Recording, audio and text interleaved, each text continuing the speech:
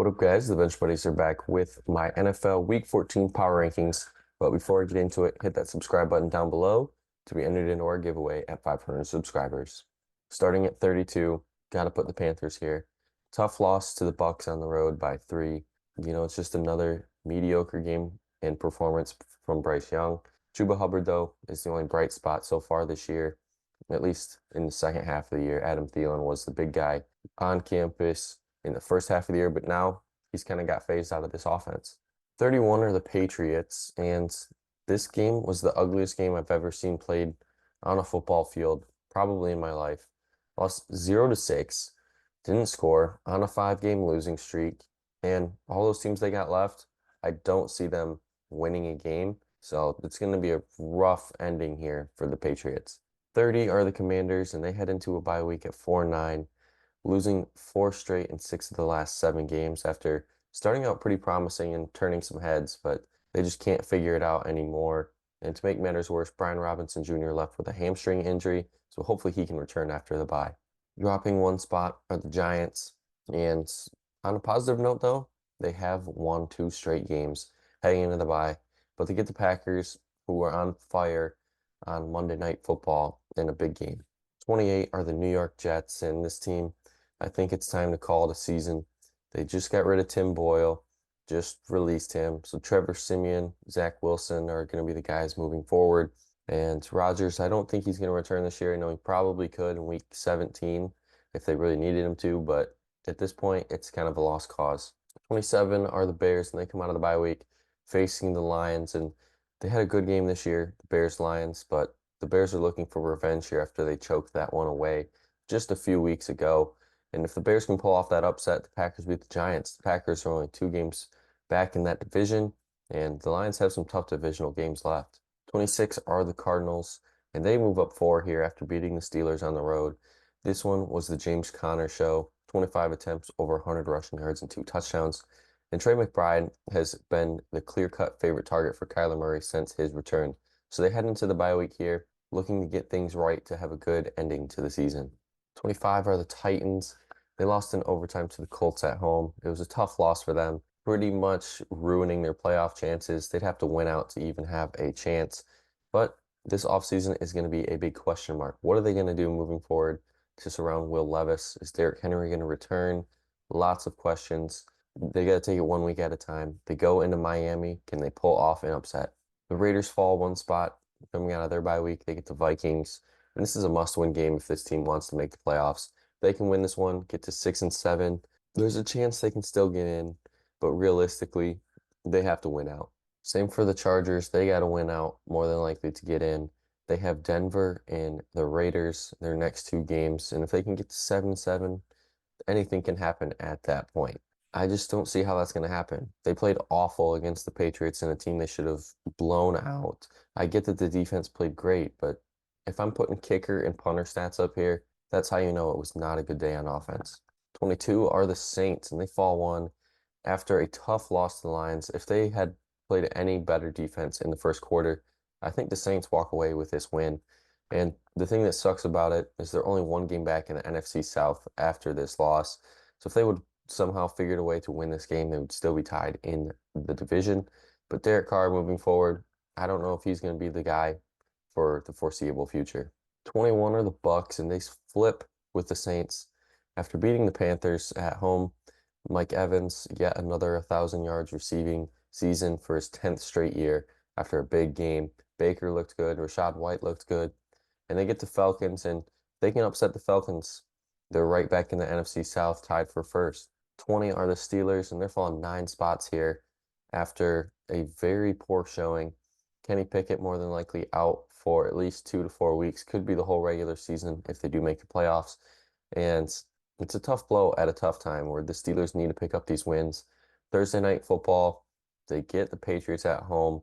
Trubisky should do enough to get that win against the Patriots. But moving forward after that, the Steelers' playoff chances just took a big hit. 19 are the Falcons. They move up 1 spot after beating the Jets on the road. Ugly win by all means, but at this point in the season for these NFC South teams, a win is a win.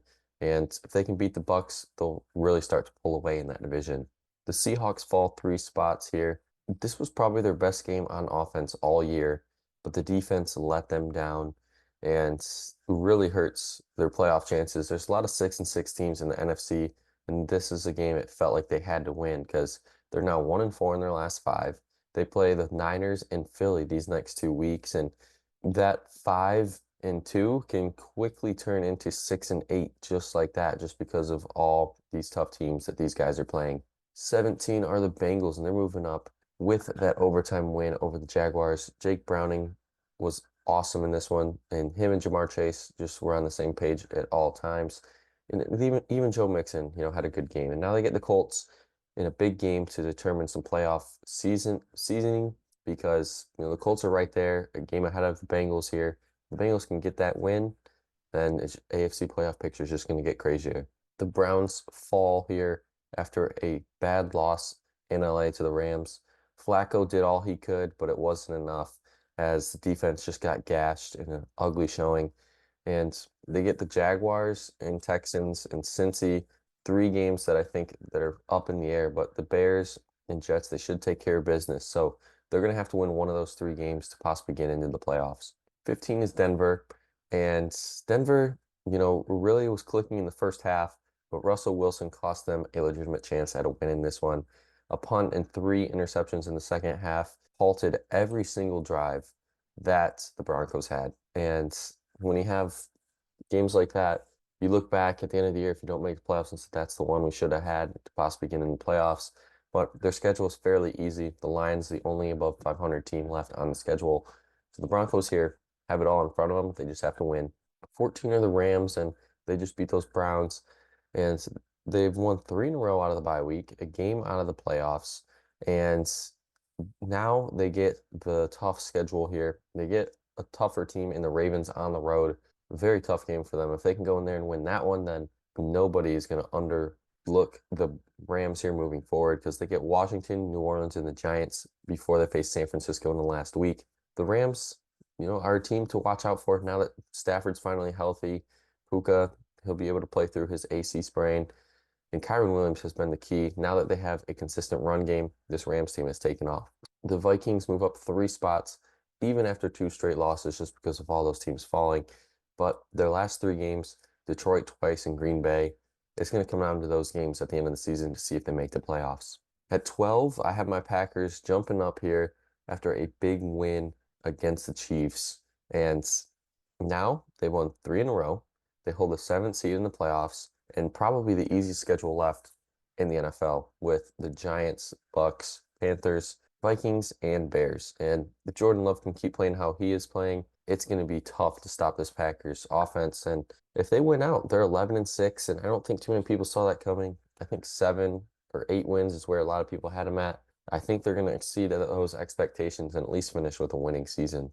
The Bills come out of the bye week, get to go to Arrowhead, and it feels like a must-win game. If they don't win this one, the playoff chances take a big hit.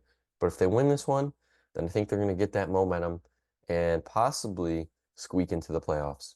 Starting my top 10, I have the Colts entering after a gritty overtime win on the road against a divisional opponent. The defense was a big story in this one, forcing 6 sacks and doing all they could to stop Will Levis's offense. But Gardner Minshew has been the savior for this team. Once Richardson went down, had an okay game, but since then he has been balling out and getting this team win after win. And now they travel to Cincy, should be a good game, especially for AFC seeding. The Jags fall to 9 after their loss to Cincy, and their biggest story, Christian Kirk probably out for the regular season to have surgery on a core muscle.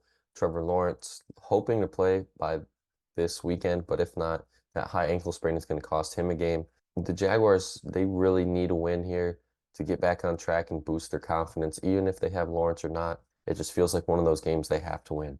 The team that's lurking right behind them is the Houston Texans and those Colts as well. And I'm moving the Texans here up to 8 because they keep finding ways to win games, and that tough loss against the Bengals when, the crossbar doink, and this team could be 8-4. No doubt in my mind, they might be a top 5 team here just because how they're winning games. CJ Stroud's playing well. Nico Collins, a career game for sure. And the only bad thing here is they lost Tank Dell for the year with a broken leg. So they're going to have to somehow find a way to get his production out of someone else. 7 are the Lions. Not much to talk about here except Laporta's career day. Had a great day, possibly one of the best rookie seasons ever from a tight end. But the Bears now looking for revenge in Chicago against these Lions after the Lions came back and won that game. So this is going to be a tough game on the road by all means. The Chiefs fall out of my top 5 after their loss to Green Bay. I get that the missed pass interference happened, but the Mahomes hit when he was clearly in bounds, getting thrown out of bounds going backwards, but they stopped the clock. The Chiefs fans, I get their frustrations, but some things went their way as well. And the reffing was bad for the last 2 minutes of that game. Where do they go? They get the Bills at home to regroup, and the AFC West is theirs for the taking. If they can get this win, go another week with a 2-game lead, it's going to be tough for them to lose this division. My top 5 starts with the Dolphins entering with a very commanding win over the Commanders, 45-15. Didn't have to do much in this one to really blow them out. Achane looked great. Tyreek Hill, yet again, another stellar performance. But they're 0-3 against teams with 500, and that's concerning, especially for a playoff team.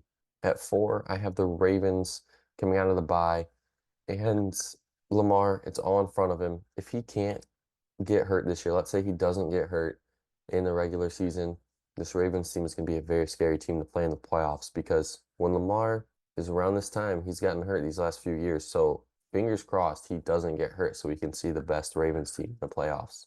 At 3, I have the Cowboys staying put because of their very good win over the Seahawks on Thursday Night Football.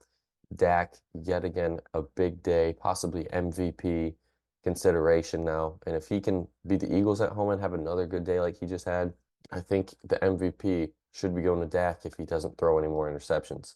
Tony Pollard started to pick it up. CeeDee Lamb could possibly win Receiver of the Year award. And the Cowboys have won 14 straight at home. So, if you're going on numbers and recency bias, the Cowboys should win this game and fill it. And at 2, I have the Eagles finally falling out of the 1 spot. Since week 9, they've been there. So it's been a while where they get dethroned to those Niners. And the Eagles, biggest storyline here, only totaled 46 rushing yards in this loss. And I get it was a blowout and they had a throw late, but they couldn't establish the run game early. And that's what cost them a real chance at winning this game. And at 1, for the first time in a long time since week 6, as you can see there on the chart, are the 49ers. This team really started to struggle before the bye week, got right, traded for Chase Young, and have now won 4 straight. And it's all in front of them here to possibly be the 1 seed in the NFC and be the NFL's best team. It's just going to come down to if Philly can lose 1 more game, and I think that's going to be the case this week. Preview for my early picks. So the Niners got to take care of business. I think they can win out. Their schedule's fairly easy. As long as McCaffrey and Purdy and Debo are all playing like how they did last week, it's going to be tough to stop this Niners team. But that's going to be it for my power rankings this week. Make sure you guys check back in next week to see where your team ranks after a good week of games. But until the next time, the Bench Buddies are out.